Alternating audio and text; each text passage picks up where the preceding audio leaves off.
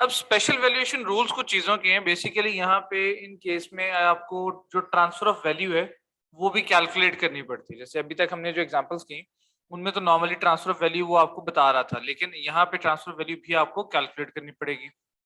अगर coated shares and securities हैं तो उनकी ट्रांसफर वैल्यू कैसे निकाली जाएगी, लेट्स सी।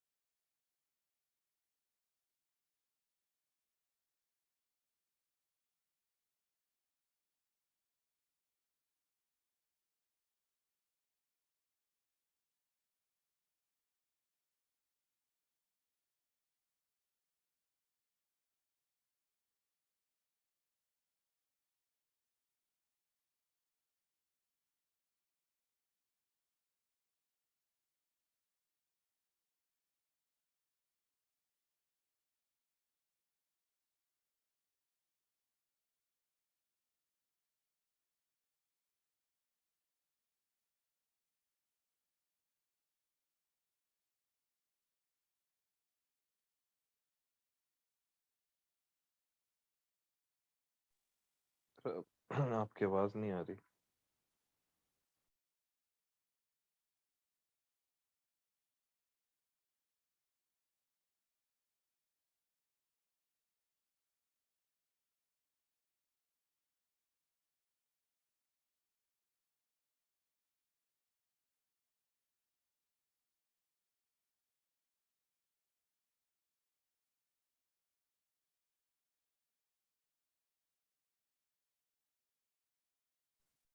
ओके, तो स्पेशल वैल्यूएशन रूल्स में, सॉरी मैं म्यूट हो गया था। कोटेड शेयर्स एंड सिक्योरिटीज जब हैं, जब आपने किसी को कोटेड कंपनी के शेयर्स गिफ्ट कर दिए ड्यूरिंग लाइफ टाइम, तो आपको कैलकुलेट करनी पड़ती है उनकी ट्रांसफर वैल्यू यानी कि मार्केट वैल्यू। वो कैसे कैलकुलेट करेंगे, हमने कहा था market value is equal to lower of lower quoted price plus 1/4 into higher quoted price minus lower quoted price. एक ही कोटेड प्राइस मेथड है। दूसरा, highest recorded bargain plus lowest recorded bargain divided by 2। अब इन दोनों में से जो आप कैलकुलेट करोगे, जो भी लोअर वैल्यू होगी, that should be your market value. ठीक है। फिर कहता है note, shares and securities should be come dividend and come interest. Come dividend and come interest का मतलब है कि इसमें जो अगली डिविडेंड पेमेंट और अगली इंटरेस्ट पेमेंट है वो इंक्लूडेड होनी चाहिए। ठीक है। अगर आपको उन्होंने एक्स डिविडेंड या एक्स इंटरेस्ट सिक्योरिटीज बताई हुई है, तो उस केस में वैल्यूएशन कैलकुलेट कैसे की जाएगी। जो एक्स डिविडेंड शेयर्स हैं उनकी वैल्यू जो लोअर ऑफ रूल करके हमने निकाली, उसमें अगली डिविडेंड पेमेंट, और अगर सिक्योरिटीज हैं तो उनके अंदर अगली इंटरेस्ट पेमेंट इंक्लूड करोगे, तो ये आपके पास आएगी capital value to include in the state. मतलब this would be your transfer of value. किस तरह करना है, let's see this through an example. Example पे आते हैं। उस्मान प्लीज पढ़ें एग्जांपल, रिक्वायरमेंट है। Calculate the value to include in Jeremy's estate in respect of the loan notes. और B है calculate the value to include in Jeremy's estate assuming the securities were treasury stock, not company loan notes. Scenario पढ़ें। Jeremy owns 100,000 of 10% loan notes in XY PLC. On the day he died, 100 pound of the loan notes were quoted at 94 pound. 98 pound X interest. Interest is paid on the loan notes every 6 months on 30 June and 31st December. Okay, so ये इसने ex interest securities दे दी हैं। पहले तो मुझे इनकी value निकालनी है। वैल्यू निकालने के लिए क्या करेंगे, वो कोटेड प्राइस इसकी गिवन है, तो हाईएस्ट कोटेड, सॉरी फॉर्मूला था lower quoted price plus 1/4 into higher quoted price minus lower quoted price. पहले तो ये इसकी कोटेड प्राइस निकालें। ठीक है। देन उसके बाद उसको मल्टीप्लाई कर लेते हैं जितनी सिक्योरिटीज हैं। 100,000 की हैं और पाउंड 100 की एक है, तो इसका मतलब बेसिकली ये 10,000 सिक्योरिटीज बनेगी। सो सॉरी 1,000 सिक्योरिटीज बनेगी। अब अगर इसको कैलकुलेट करें तो किस तरह करेंगे, let's see.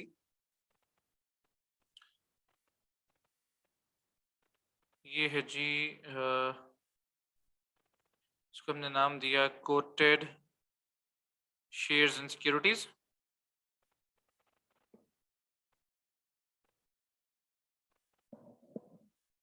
Coated shares and securities. अब सबसे पहले तो मैंने इसकी निकालनी है जो मार्केट वैल्यू है। अब मार्केट वैल्यू निकालने के लिए क्या करेंगे, इसने जो कोटेड प्राइस है, lower quoted price that was 94 plus 1/4 into bracket में 98 माइनस 94, ठीक है। जब मैं इसको सॉल्व कर लूंगा तो ये इसकी वैल्यू आ जाएगी मेरे पास 95। अब 95 इज द मार्केट वैल्यू पर सिक्योरिटी। अब नंबर ऑफ सिक्योरिटीज कितनी है, वो 1000 सिक्योरिटीज हैं। कैसे? क्योंकि उसने कहा 100,000 और एक की वैल्यू है जी 100। सो यहां पे अगर मैं कहूं कि ट्रांसफर ऑफ वैल्यू क्या है, इसकी ट्रांसफर ऑफ वैल्यू क्या होगी, तो transfer of value would be this 95 into 1000, तो ये बनेगा 95,000। लेकिन 95,000 एक्स इंटरेस्ट है, मुझे इसके अंदर अगली इंटरेस्ट पेमेंट इंक्लूड करनी है। तो जो इंटरेस्ट पेमेंट है वो उसने कहा इंटरेस्ट 6 महीने का चलता है, ठीक है। तो अगली इंटरेस्ट पेमेंट वुड बी 100,000, इसका 10% इंटू 6/12। इंटरेस्ट ओरिजिनल जो वैल्यू है 100,000 किसी पे चार्ज करेंगे, वो बनेगा 5,000। तो जब इनको ऐड कर लेंगे तो जो टोटल ट्रांसफर ऑफ वैल्यू है जो आपके पास कह लो कि कम इंटरेस्ट, वो है 100,000 की, ठीक है। उस्मान, ये बात समझ आ रही है?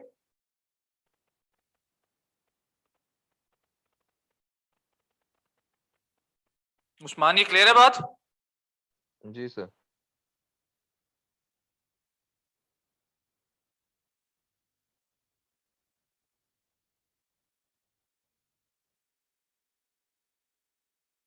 सर इसमें ये पूछना था कि जो फार्मूला ऊपर लगाया आपने, ये दोनों लगाने हैं या एक ही लगाना है? दोबारा पूछें। ये जो मार्केट वैल्यू का फार्मूला लगाया है, इसमें आप कह रहे थे दोनों लगाने हैं, फिर दोनों में से जो लोअर वो होगा वो दूसरी लेना है। बार्गेन्स गिवन नहीं है ना, अगर बार्गेन्स गिवन होते तो मैं उस पर भी कैलकुलेशन करता। से फॉर इंस्टेंस में 93 आ जाता, तो 95 और 95 में से लोअर पे 93 है, उसके साथ मल्टीप्लाई करता 1000, ठीक है। ओके। नोट डाउन कर लें इसको।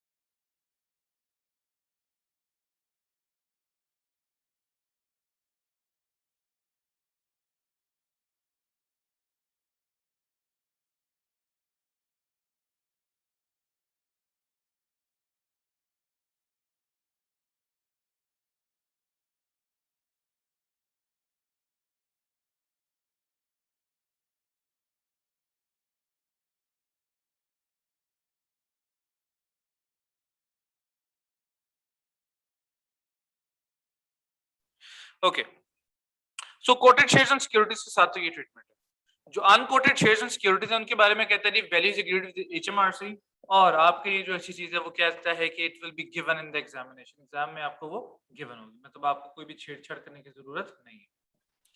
मूविंग ऑन, रिलेटेड पार्टीज पे बात करते हैं। रिलेटेड पार्टीज के बारे में कहता है कि property is related to the donors property if it is of a if it is property of a similar kind owned by the donor spouse or an exempt body as a result of a gift from that person or their spouse।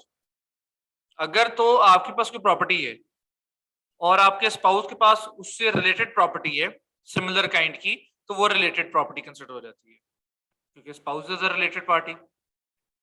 अगर exempt body ने दिया है तब भी वो जो exempt body के पास है तब भी वो जो आपके पास रिलेटेड कंसिडर होगी। फिर बात है कि एग्जेम्प्ट बॉडीज में कौन कौन से हैं।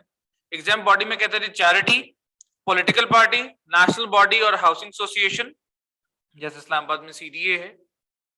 Then property held by exempt body is deemed to be related for as long as the property owns the asset and for 5 years after the disposal. मतलब एग्जेम्प्ट बॉडी अगर वो एसेट बेच दे तो स्टिल उसके बेचने के 5 साल तक, अगले 5 साल तक वो आपके साथ क्या रहेगा, रिलेटेड रहेगा, ठीक है। अब इसके जो स्पेशल वैल्यूएशन रूल्स हैं वो क्या है, कहते हैं rules apply to unconnected shares, जो एक्चुअली काफी इंपॉर्टेंट एग्जाम के लिए, collection of antiques and chattels, adjacent plots of land.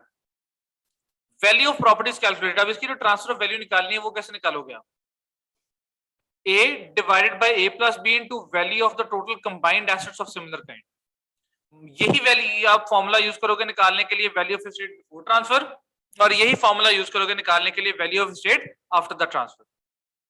अगर एसेट्स हैं आपके पास अदर देन शेयर्स, तो उस केस में ए होगा जी वैल्यू ऑफ डोनर्स एस्टेट और बी होगा value of the related party assets. और अगर शेयर्स हैं तो शेयर्स के केस में A would be the number of shares held by the donor and B would be the number of shares held by the related party. Note में कहते हैं these rules apply to prevent a husband or wife from deliberately splitting the ownership of similar assets to avoid IST। किस तरह करने हैं? Let's see this through an example। Example number 2 आ रही है, इसमें उसने कहा जी calculate the transfer of value of the gift of one chair for IST purpose। हमने ट्रांसफर वैल्यू निकालनी है। एग्जाम्पल में क्या कहता है? कहता है सारा owns two chairs, two antique chairs which are part of set of 6। Her husband owns another 3 and daughter owns 1। अब अगर बात करें कि रिलेटेड कौन है, तो रिलेटेड कौन है, हस्बैंड या डॉटर? जी उस्मान, रिलेटेड कौन है, हस्बैंड रिलेटेड है या डॉटर रिलेटेड है? Husband I think. Husband. Daughter यहाँ पे आईएसटी वाले रिलेटेड पार्टी कंसिडर नहीं करते। सारा gift one chair to her son on 23rd April 2020। The value of the chairs on that date are as follows। अब आपने निकालनी है transfer value before and after the transfer. कैसे निकालेंगे? Let's see. ये है जी related parties and this is example number 2। मुझे चाहिए value of estate before transfer और फिर चाहिए जी value of estate after the transfer. Transfer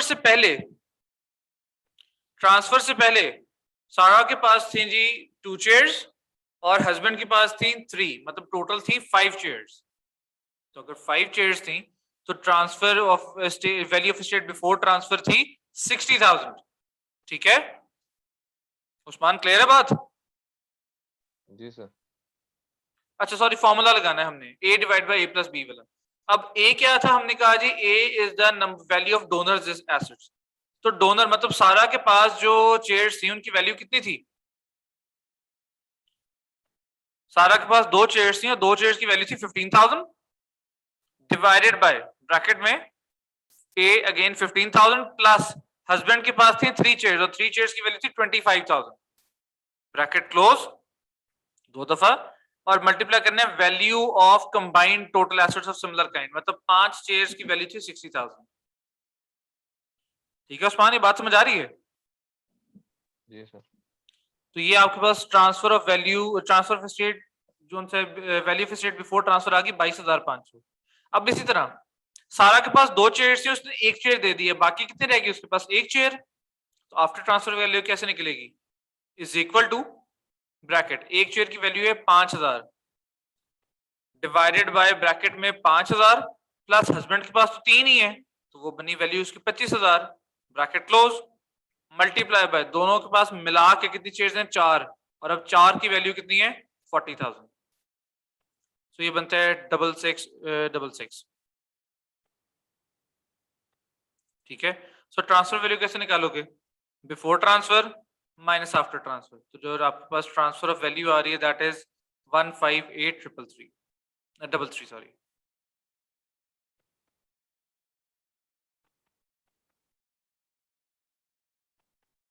done?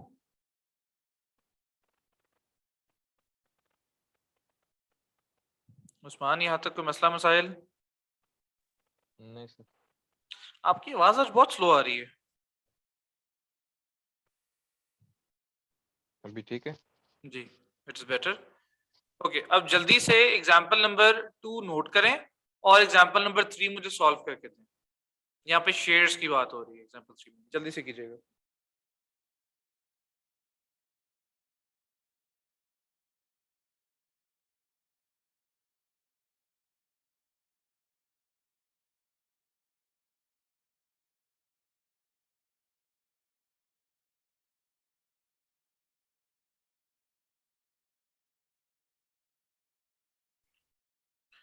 जी उसामा नवाज, आपको समझ आ रही है चीजों की?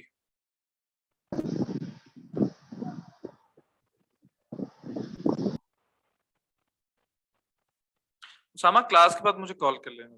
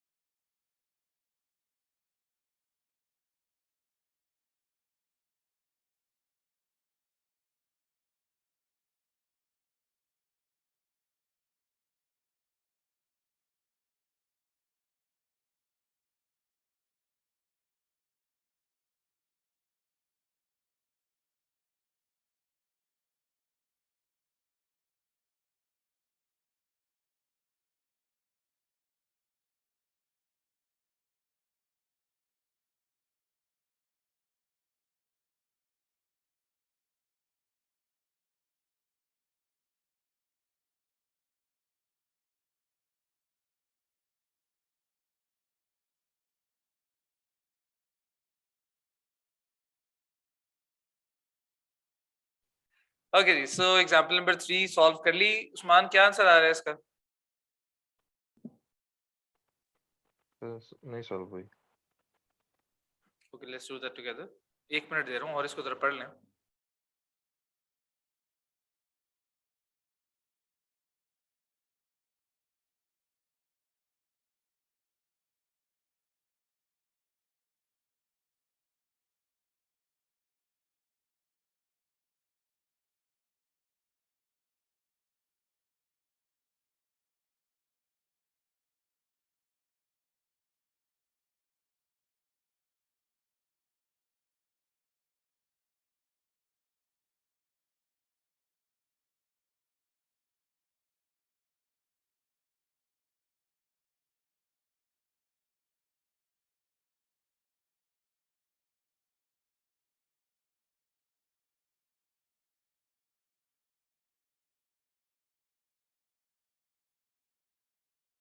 ओके, सो यहाँ पे भी हमने उसी तरह ट्रांसफर वैल्यू निकालनी है। तो value fixed before transfer, after transfer. मैं ये अंग्रेजी कॉपी कर लेता हूँ यहाँ पे ताकि हमारा टाइम बच जाए। ये दो वैल्यूज मुझे दोबारा से रिकैलकुलेट करनी है। अब यहाँ पे शेयर्स हैं, तो वैल्यू ऑफ शेयर्स देखो उसने क्या कहा है जी। Ordinary shares in Monsoon limited an unquoted trading company with an issued share capital of 100 shares of £1 each held as follows. John के पास है 40% शेयर्स, उसकी वाइफ के पास है 35% शेयर्स। तो इसका मतलब है दोनों को मिला के 75% है। कहते हैं John gave 5% of shares to daughter on 30 June 2020। ठीक है, अब उसके पास जॉन के पास जो शेयर्स थे उसके अब इनका फॉर्मूला क्या होगा? ए होगा जी number of shares held by donor, और बी है number of shares held by the related party. ठीक है, सो पहले वाले के लिए जॉन के खुद पास जो शेयर्स हैं वो हैं 40 divided by 40 plus 35 bracket close और मल्टीप्लाई बाय 75%। अगर शेयर्स हैं आपके पास तो टोटल जो परसेंटेज की अकॉर्डिंगली वैल्यू बनती है वो है 105,000। So value of state before the transfer is 56,000।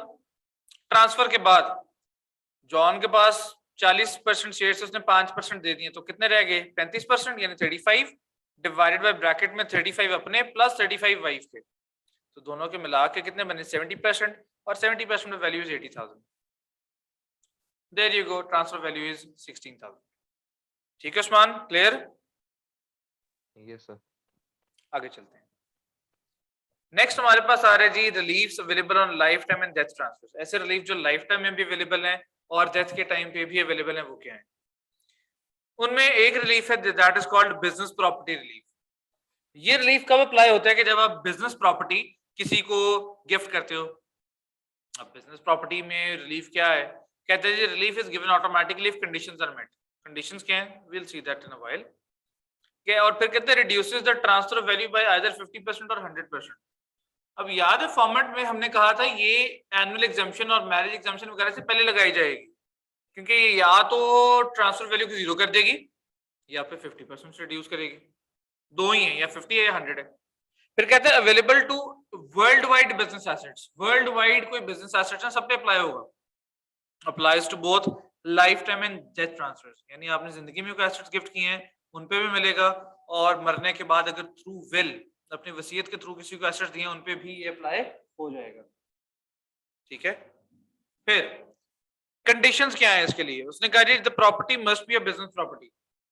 The property must be a business property, पहली कंडीशन। सेकंड कहते हैं must be held for a minimum period of ownership. Minimum period of ownership क्या है जी? कहते हैं must be held for 2 years at least immediately preceding the transfer. मतलब कि वो आपने जब वो किसी को ट्रांसफर किया है उससे जो पिछले 2 साल है वो प्रॉपर्टी आपके पास हो। अगर कपल है तो कपल के लिए वो कह रहे हैं combined period. For example 1.5 year property husband के पास थी, 6 months वाइफ के पास थी, तो कंबाइंड पीरियड जो है 2 साल का अगर कंप्लीट हो रहा है और उसके बाद प्रॉपर्टी किसी को दी जा रही है तो उस केस में उस पे बीपीआर यानी कि बिजनेस प्रॉपर्टी रिलीफ अवेलेबल हो सकती है। अब किस पे 100% है, किस पे 50% है, कैसे पता चलेगा? Let's see. अगर तो आपने अनइनकॉर्पोरेटेड बिजनेस दी है, प्रॉपर्टी जो है वो अनइनकॉर्पोरेटेड बिजनेस है यानी कि सोल ट्रेडर या पार्टनरशिप बिजनेस है, तो उस केस में रिलीफ मिलेगा आपको 100%।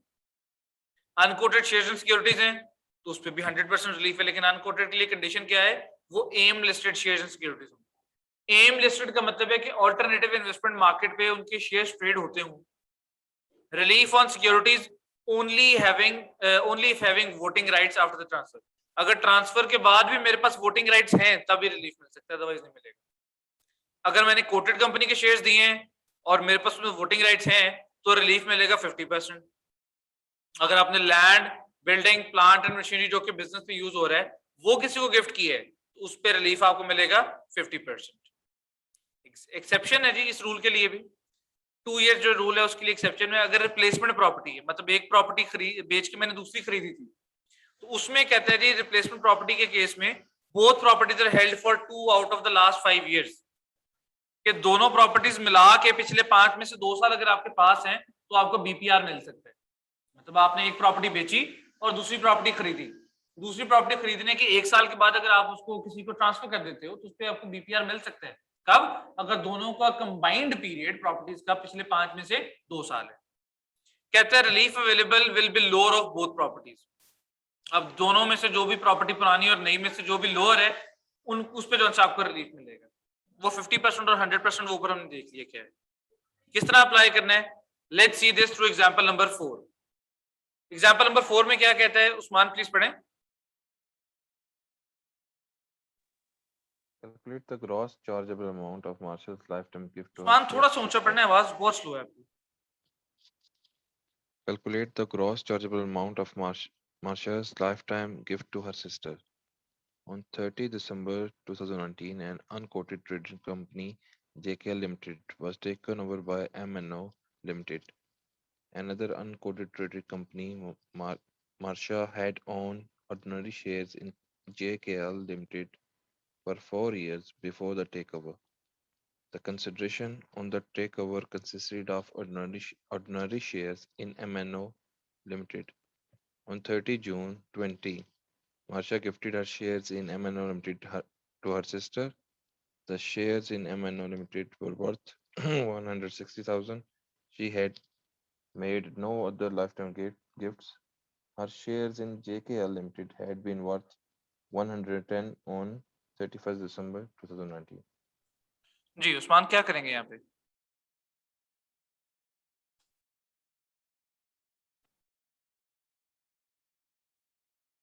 जी उस्मान भी क्या करेंगे यहाँ पे?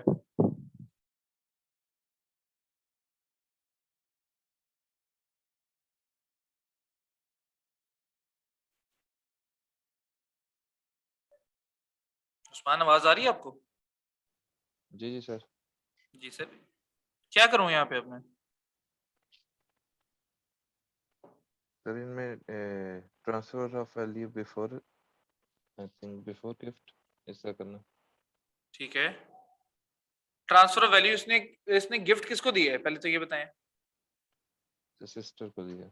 हाँ जी, उसने अपनी सिस्टर को गिफ्ट दिया है। तो सिस्टर को गिफ्ट दिया तो ये मतलब फिर पेट है या सीएलटी है? ये पेट है। पेट है। गिफ्ट डेट है 30 जून 2020। टैक्स ईयर बना ये 2021। पहले तो आप यहाँ पे लिखोगे कि it is a pet to sister, ठीक है।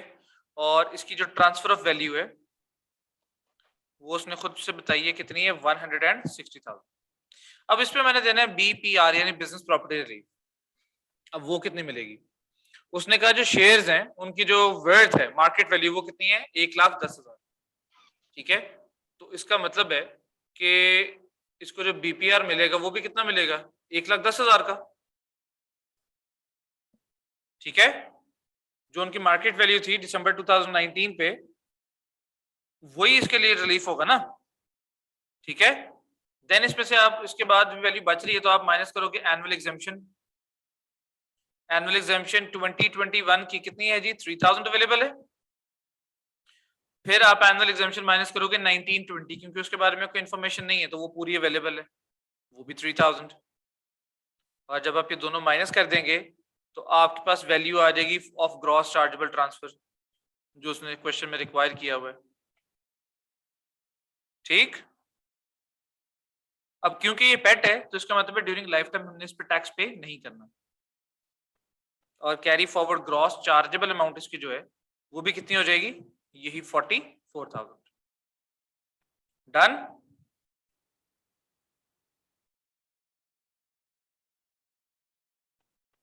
उस्मान डन? जी सर, डन। इसको नोट डाउन करें जल्दी से, और उसके बाद हम चलते हैं आगे एक्सेप्टेड एसेट्स पे।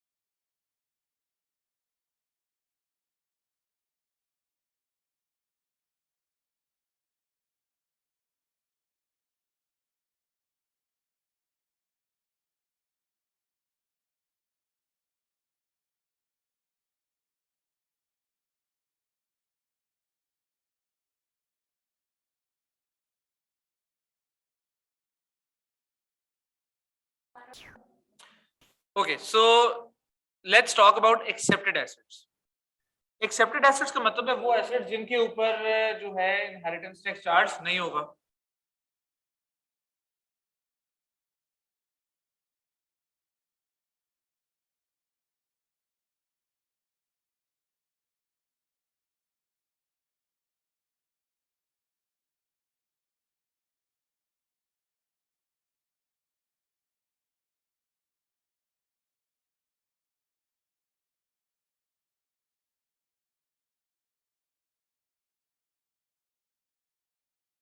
सॉरी, मैं म्यूट हो गया था। एक्सेप्टेड एसेट्स के बारे में हम बात कर रहे थे कि वो एसेट्स हैं जिनके ऊपर इनहेरिटेंस टैक्स चार्ज नहीं होगा, पहली तो बात। दूसरा, इंस्टेड हम यहाँ पे कह रहे हैं इस पे बीपीआर नहीं मिलेगा। अगर अभी हम बात कर रहे हैं जो स्पेसिफिकली, तो हम बीपीआर के पॉइंट ऑफ व्यू से बात कर रहे हैं, यानी ये वो एसेट्स हैं जिनके ऊपर बीपीआर नहीं मिलेगा। कौन से हैं? Let's see. कहता है assets that have not been wholly or mainly use wholly or mainly for business purpose during the preceding 2 years। यानी वो एसेट्स जो मेरे ओनरशिप में तो हैं, लेकिन पिछले 2 साल में मैंने इनका बिजनेस यूज नहीं किया, इन पे बीपीआर भी नहीं मिलेगा। कहते हैं it is not likely to be required for future use in the business. पिछले 2 साल में इस्तेमाल नहीं हुए और लाइकली तौर पे अगले सालों में भी हम इसको बिजनेस में इस्तेमाल नहीं करेंगे। Examples, large balances in excess of reasonable business requirement. अब कुछ लोगों के पास बिजनेस रिक्वायरमेंट से ज्यादा कैश होता है, तो वो जो है बीपीआर के लिए क्वालिफाई नहीं करता। Investment in shares and securities, investment in land and building which are let. अगर तो लैंड एंड बिल्डिंग बिजनेस में यूज हो रहा है, उस पर बीपीआर मिल सकता है, लेकिन अगर लैंड और बिल्डिंग जो है वो आपने लेट आउट किए हुए, तो वो तो फिर इन्वेस्टमेंट प्रॉपर्टी बन जाती है, तो उस पर फिर बीपीआर भी आपको नहीं मिलेगा। तो इस केस में बीपीआर को रिस्ट्रिक्ट करना पड़ता है, और रिस्ट्रिक्शन के लिए जो फॉर्मूला यूज करते हैं that is transfer of value multiply by value of total assets minus value of excepted assets. मतलब एक्सेप्टेड एसेट्स में माइनस कर रहा हूँ और मल्टीप्लाई कर देते हैं उसको वैल्यू ऑफ टोटल एसेट्स पे। मतलब सॉर्ट ऑफ एक तरह की परसेंटेज हम निकाल रहे हैं कि कितने परसेंट एसेट्स ऐसे हैं जिन पे बीपीआर मिल रहे हैं। एक्सेप्टेड एसेट्स माइनस कर दिए तो पीछे कौन से बचे जिन पे मिल रहे हैं, ठीक है। और जितने परसेंट बन रहे हैं ट्रांसफर वैल्यू का भी उतने परसेंट ही आपको बीपीआर मिल जाएगा। किस तरह करना है, let's see this through example. Usman please example 5 पढ़ें थोड़ा सा ऊंचा आवाज में। Calculate the gross chargeable amount of Wendy's lifetime gift. On 31st May 2020, Wendy gifted 40,000 shares in STU Limited, an unquoted trading company, to her niece on the occasion of her marriage. Wendy had owned the shares since 2000, and on 31st May 20, the shares were worth 180,000. On that date, STU Limited owned assets worth 500,000, which included an investment property valued at 50,000. Wendy had made no other lifetime transfers. अच्छा, यहाँ पे इसने gift किसको किया जी? नीस को। नीस को। तो again ये भी पेट है। डेट ऑफ गिफ्ट क्या है? डेट ऑफ गिफ्ट है 31 मई 2020, टैक्स ईयर बना 2021। यहाँ पे मैंने लिखा है it is a pet to niece, ठीक है, it is a pet to niece. आपने देखा कि इसकी जो ट्रांसफर ऑफ वैल्यू है, ट्रांसफर ऑफ वैल्यू कितनी थी? 180,000, खुद से उसने बताई है। पहले मैंने देना है इस पे बीपीआर, वो कैसे दूंगा? फॉर्मूला यूज करके। ट्रांसफर फॉर्मूला है जी इज इक्वल टू माइनस, क्योंकि माइनस करना है ब्रैकेट में, transfer of value that is 180,000 multiply by bracket के अंदर value of total assets. Total assets हैं 5 लाख के, minus value of excepted assets जिन पे नहीं मिलना, और वो है इन्वेस्टमेंट प्रॉपर्टी, वो कितनी है? 50,000 की, bracket close, divided by value of total assets यानी कि 5 लाख। सो जो आपके पास बीपीआर आएगा वो आएगा 162,000 का। ठीक है उस्मान, बीपीआर का फॉर्मूला समझ आया हमने किस तरह अप्लाई किया है? जी सर। अब इसके बाद उसने नीस को जो गिफ्ट दिया वो मैरिज के ओकेजन पे दिया, तो इसका मतलब यहाँ पे एक और एग्जाम्पशन आएगी, that would be marriage exemption. और मैरिज एग्जाम्पशन यहाँ पे एनीवन एल्स वाली आएगी 1,000 की। उसके बाद एनुअल एग्जाम्पशन 2021 की जो कि है 3,000, एंड एनुअल एग्जाम्पशन 1920 की, वो भी कितनी है? 3,000। जब हम इसको माइनस कर लेंगे तो ये हमारे पास पीछे आ जाएगी चार्जेबल अमाउंट, और क्योंकि पेट है तो लाइफ टाइम पे टैक्स तो नहीं देना, कैलकुलेशन हम यहाँ पे रोक देंगे, और साथ ही निकाल लेंगे carry forward gross chargeable amount जो कि कितनी आ जाएगी अगेन 11,000। क्लियर?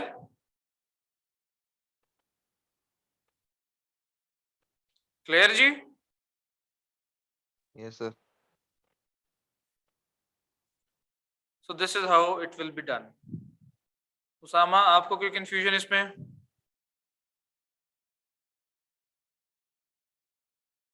उसामा नवाज, कोई कंफ्यूजन?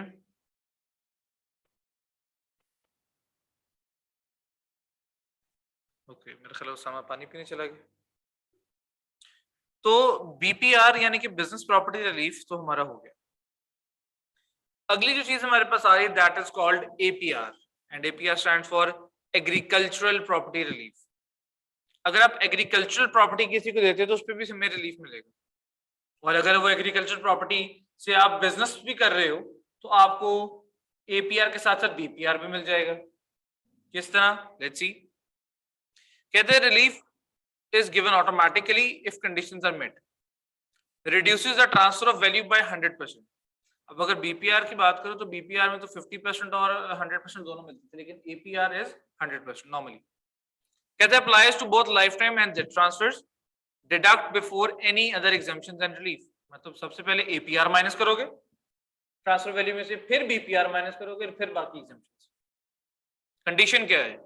कहते the property must be a relevant agriculture property and it must be held for a minimum period of ownership. कह रहे मिनिमम पीरियड ऑफ ओनरशिप के लिए प्रॉपर्टी हमारे पास रहनी चाहिए। अब मिनिमम पीरियड ऑफ ओनरशिप क्या है वो भी देखते हैं। पहले बात करेंगे रेलिवेंट एग्रीकल्चर प्रॉपर्टी क्या है। कहते हैं relief is available on agricultural value of the agricultural property. Agricultural property में से जो एग्रीकल्चरल वैल्यू है मुझे सिर्फ उस पर एपीआर मिलेगा। अब एग्रीकल्चरल प्रॉपर्टी में क्या क्या आ रहा है जी? Farm land and pastures, farm building including the farmhouse, cottage, barns etcetera. Note में कहते हैं not available on worldwide assets, मतलब जो सिर्फ यूके में उन पे मिलेगा। एग्रीकल्चरल वैल्यू जो है वो कैसे मिलेगी? एग्रीकल्चर वैल्यू निकलती है commercial value minus development potential. तो डेवलपमेंट पोटेंशियल बेसिकली जो बिजनेस से रिलेटेड चीज है वो आप माइनस कर दोगे, बाकी बचेगी आपके पास एग्रीकल्चर वैल्यू। रिलीफ के बारे में कहते हैं 100% on all properties and 50% of tenanted farms. अगर आपने फार्म किसी को रेंट आउट किया हुआ है और वो आप दे रहे हो तो उस पर आपको जो एपीआर मिलेगा वो 100% मिलेगा। लेकिन कहते हैं फार्म वाज लीज्ड बिफोर 1 सितंबर 1995। आगे चलें तो कहते हैं और relief is also available on shares in the farming company if the individual controls the company. अगर किसी फार्मिंग कंपनी में शेयर्स हैं तो उस पर भी आपको एपीआर मिल जाएगा, लेकिन कब? अगर आप उस कंपनी को क्या कर रहे हैं? कंट्रोल कर रहे हैं। अब मिनिमम पीरियड ऑफ ओनरशिप कितना है? अगर तो आपका ओन्ड फार्म है तो उस केस में रिलीफ 2 इयर्स का ओनरशिप मिनिमम पीरियड है। लेकिन अगर टेनेंटेड फार्म है मतलब आपने रेंट आउट किया हुआ है तो उस केस में कहते हैं जो मिनिमम ओनरशिप पीरियड है दैट इज 7 इयर्स। फिर एक्सेप्शन, अगर रिप्लेसमेंट प्रॉपर्टी है और ओन्ड है तो कहता है वही 2 आउट ऑफ 5, लेकिन अगर टेनेंटेड है तो उसके इसमें कहता है 7 आउट ऑफ 10। ठीक, किस तरह करना है? Let's see this through example number 6। Usman please read out करें।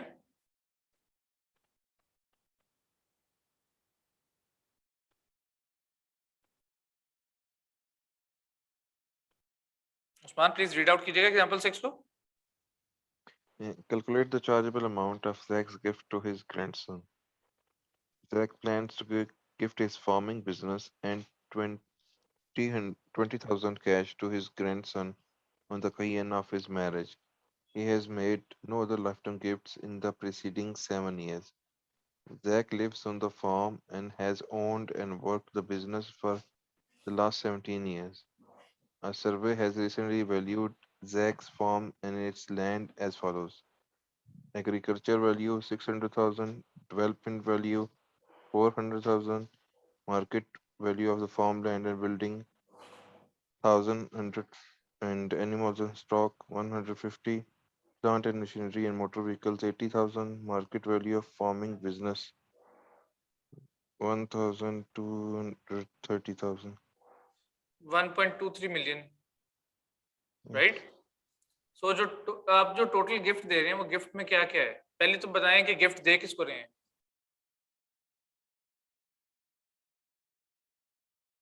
ग्रैंडसन उसको ग्रैंडसन को गिफ्ट दे रहे हैं, तो इसका मतलब पेट है या सीएलटी है? पेट है. ये पेट है, राइट? So let's see. सबसे पहले तो मैंने यहाँ पे डेट लिखी इसकी, कब इसने दिया गिफ्ट।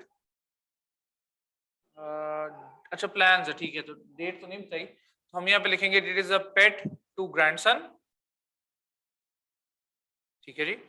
और जो इसकी ट्रांसफर ऑफ वैल्यू है अब वो कैसे निकलेगी? देखें, दो चीजें गिफ्ट हुई हैं।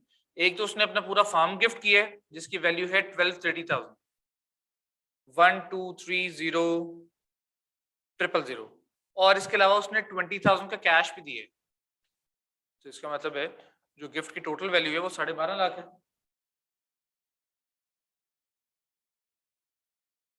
ठीक है उस्मान? Yes sir. गिफ्ट की जो टोटल वैल्यू है वो कितनी है जी? 12.5 लाख। अब इसमें से माइनस करना है मैंने एपीआर, यानी एग्रीकल्चर प्रॉपर्टी रिलीफ, और वो हमने कहा था एग्रीकल्चरल वैल्यू पे मिलेगी। ये देखो एग्रीकल्चर वैल्यू तो उसने खुद से बताई हुई है, कितनी है? 6 लाख। तो 6 लाख का मिल गया इसको एपीआर। उसके बाद मैंने बीपीआर देना है। बीपीआर कैसे निकलेगा? देखें, total market value of farming business कितनी है? 12,30,000। अब 12,30 में से 6 लाख तो आपको मिल गया एपीआर, बाकी जो बच गया 6,30,000 वो क्या है? बीपीआर। और बीपीआर भी यहाँ पे 100% मिलेगा क्योंकि ये सोल ट्रेडेड बिजनेस था, ठीक है, कोटेड नहीं था। उसके बाद जी यहाँ पे उसने क्या जी मैरिज के टाइम पे दिया है, मैरिज के टाइम पे दिया ना, तो मैरिज एग्जाम्पशन। और अगर ग्रैंड चिल्ड्रन को आप देते हो तो मैरिज एग्जाम्पशन कितनी है? 2,500 पाउंड की। उसके बाद अब माइनस करेंगे एनुअल एग्जाम्पशन। एनुअल एग्जाम्पशन यहाँ पे 2 साल की, फॉर एग्जाम्पल मैंने कहा 2021 की 3,000, और फिर एनुअल एग्जाम्पशन आ जाएगी मेरे पास 1920 की, वो भी कितनी आ जाएगी? 3,000। तो जब दोनों माइनस किए उसके बाद हमने सम किया तो ये हमारे पास आ गई इसकी चार्जेबल अमाउंट। अब क्योंकि पेट था तो लाइफ टाइम में तो टैक्स नहीं देना, तो अगर टैक्स नहीं देना तो साथ ही हम इसके निकाल लेंगे जी carry forward gross chargeable amount, और इसकी जो carry forward gross chargeable amount है वो भी कितनी है? 11,500। उस्मान क्लियर? जी सर. सर इसमें वो फार्मूला नहीं था लगाना जो डेवलपमेंट वैल्यू माइनस कर रहे थे ऊपर? नहीं नहीं, इधर एपीआर का तो फॉर्मूला था ही नहीं, वो बीपीआर का था, एक्सेप्टेड एसेट्स का। एक्सेप्टेड एसेट्स की यहाँ पे बात नहीं हुई, ठीक है. ठीक है, ठीक है सर। जी सर. ओके, सो ये हम एपीआर की नॉर्मल एक एग्जांपल तो होगी। दूसरी जो एग्जांपल है जल्दी से ये सॉल्व करें, you have 2 minutes for that, actually 5 minutes. पढ़ें, सॉल्व करें और मुझे बताएं क्या आ रहा है ग्रॉस चार्जेबल अमाउंट। उसामा आप भी कर लें सॉल्व।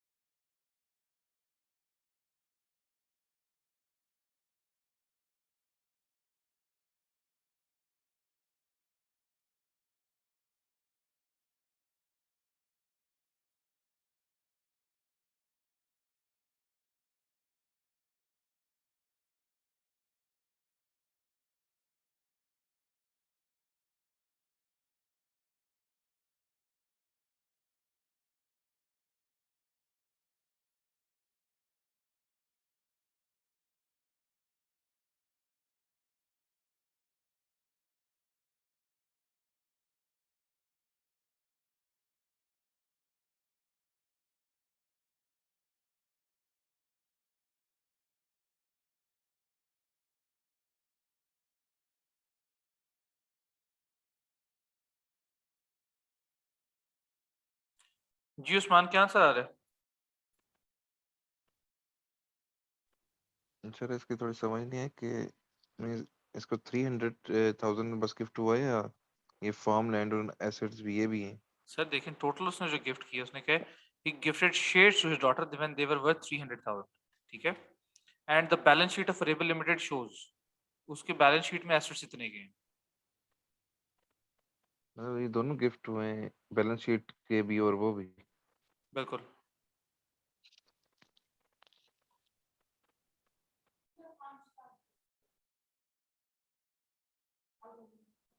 यहाँ पे गिवन है ना सारा। देखिए उसने कहा shares, gifted the shares to his daughter, जब शेयर्स गिफ्ट कर दिए सारे के सारे, 75% उसकी होल्डिंग है, तो उसके मतलब वो कंपनी उसके पास चली गई। अब बिजनेस जो है टोटल मार्केट वैल्यू पे ट्रांसफर होगा ना, उसकी टोटल वर्थ है 500,000 की।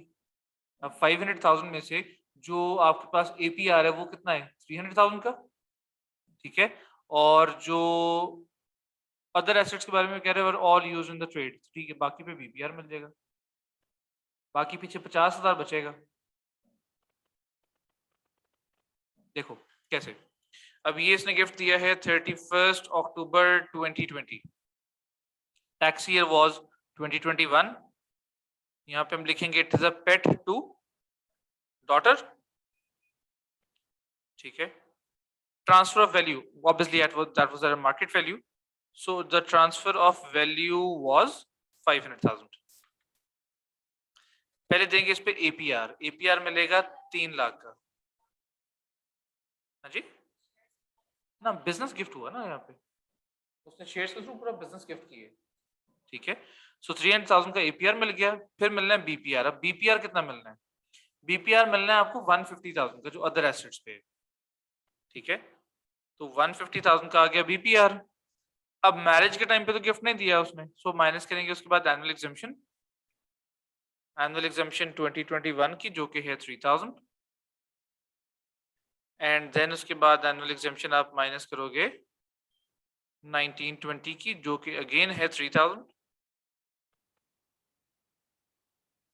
एंड देन फाइनली जब आप टोटल करेंगे तो आपके पास आ जाएगी चार्जेबल अमाउंट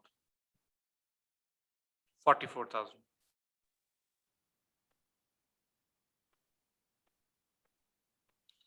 और क्योंकि पेट था, लाइफ टाइम में कोई टैक्स नहीं है, तो यहाँ पे ही उसकी निकाल दो carry forward gross chargeable amount जो कि आ जाएगी अगेन 44,000। उस्मान, यहाँ तक बात सर कुछ इसमें समझ आ रही है? सर एक छोटी सी प्रॉब्लम है कि हम टोटल वैल्यू ले रहे हैं 500,000 जबकि उसके पास सिर्फ 75% शेयर्स हैं। डजंट फिर उसका मैटर, 70, कंट्रोल तो है ना आपके पास। लेकिन सर गिफ्ट फिर कंसोलिडेशन में जब पूरे आप का पढ़ते थे तो बेशक आप 50% से ज्यादा जैसे ही कंट्रोल करते थे तो आप पूरी सब्सिडरी कंसोलिडेट कर लेते थे, तो यहाँ पे भी ऐसे ही हो रहा है, ओके। ठीक है? अच्छा, फिर कहते हैं विड्रॉल ऑफ बीपीआर और APR on death, relief is available on death only if the assets qualify for relief on the transfer and the donee still own the assets। मतलब अगर ये बंदा डेथ के इस गिफ्ट के 7 साल के अंदर मर जाता है तो उस टाइम पे दोबारा से आपको एपीआर मिल सकता है, ठीक है? लेकिन कब? अगर वो स्टिल एसेट आपके पास है। कहते हैं if any of the above condition do not meet, no relief on death. अगर डेथ के केस पे आपको एसेट मिला है और कंडीशंस मीट नहीं होती तो आपको फिर एपीआर या बीपीआर अवेलेबल नहीं होगा, ठीक? यहाँ तक क्लियर है उस्मान? ये सर। ओके, सो ये हमारे पास फाइनली सारी चीजें हो गई कंप्लीट। अब इसके बाद हमारे पास जो इनहेरिटेंस टैक्स का पार्ट रह गया है वो है डेथ स्टेट से रिलेटेड, मतलब उन ट्रांसफर्स की हम बात करेंगे जो कि डेथ के टाइम पे किए जाएंगे। अब डेथ के टाइम पे जो भी एसेट्स दिए जाएंगे उन सबको कंबाइन कर लिया जाता है और एक बना ली जाती है डेथ स्टेट। फॉर्मेट ये इसका आपके सामने है। तो अब हमारे पास इसमें जो रह गया है वो डेथ स्टेट वाला पार्ट है। डेथ स्टेट पे कुछ रिलीफ्स हैं वो डिस्कस करेंगे, ठीक है? एंड उसके बाद हमारा ये बेसिकली आईएसटी का जो ओवरसीज एस्पेक्ट है ये हमारे पास रह गया है, और ओवरसीज वाले एस्पेक्ट को होपफुली हम लोग कल डिस्कस करके तो कल हम इसको कंप्लीट कर लेंगे, ठीक हो गया? आज आपने ये करना है कि किताब में से इसको जरा रीड आउट कर लेना है। अगर मैं किताब पे जाऊं तो इधर गई किताब, किताब पे मैं आ गया हूं। जो अब चैप्टर्स हैं मैं बता दूं कि हमने कौन कौन से कर लिए हुए हैं। इसका इंडेक्स अगर हमारे पास हो, ओके यस। सो जो चैप्टर्स हमारे हो चुके हैं वो कौन कौन से हैं? We are done with chapter number 12, 10, 11, ठीक है, ये हमारे हो चुके हैं। और चैप्टर नंबर 12 जो है इसका कुछ पार्ट हमारा हो गया है, कुछ बाकी जो पार्ट है उसको हम लोग कल डिस्कस करेंगे। एंड देन इसके बाद टैक्सेशन ऑफ ट्रस्ट जो है ये भी इसी का पार्ट है। अलॉन्ग विद दैट 10 और 11 के अलावा हमारे जो चैप्टर्स हो चुके हैं वो हमने वैट के कर लिए थे, that is chapter number 26 and chapter number 27। तो अगर किताब से नहीं पढ़े तो प्लीज इनको किताब से साथ साथ पढ़ें, ताकि ये जो एस्पेक्ट्स के हैं रीडिंग वाले वो भी आपके कंप्लीट हो जाए। कोशिश मेरी होगी कि जो है मैं जैसे आईएसटी कंप्लीट करूं तो एक आधा कोई क्वेश्चन हम देख लें जिसमें आईएसटी का जो एग्जाम सिनेरियो है उसके अकॉर्डिंगली भी हम इसको ट्रीटमेंट जरा देखें क्या हो रही है। ठीक है, तो उस्मान प्लीज ये इसको जरा आज जो चीजें की हैं इनको जरा रिकॉल कर लें। कल हम इससे आगे कंटिन्यू करेंगे और होपफुली कल आईएसटी हमारा कंप्लीट भी हो जाएगा। डन? Okay sir.